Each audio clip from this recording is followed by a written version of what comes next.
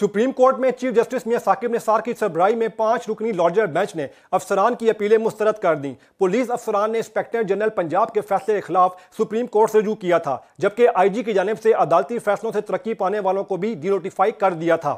अदालत में समाअत के दौरान मुतासरा पुलिस अफसरान की वकील ने कहा कि अदालत पहले भी रिटायर्ड अफसरान की प्रमोशन को अपने फैसले से तहफ़्फ़ुज़ दे चुकी है, जिस पर चीफ जस्टिस ने रिमार्क्स दिए कि आप चाहते हैं कि उन्हें रिटायर्ड होने का ऑप्शन दिया जाए। बुनियाद खत्म हो जाए तो इस पर मिली तरक्की कैसे बरकरार रहेगी। बाद अज़ां अदालत ने मुख्तसर फैसला देते हुए पुलिस अफसरान की अपीलें मुस्तरद कर दी। केस का तफसीली फैसला बाद में जारी किया जाएगा।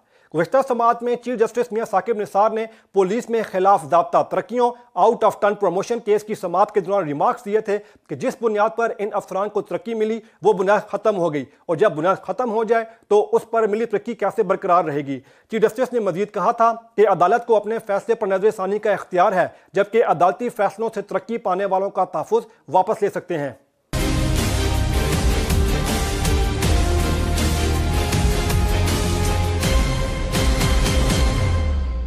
Please subscribe to Hums Up TV and hit the notification icon on the screen to get the latest updates of our channel. Thank you for watching Hums Up TV.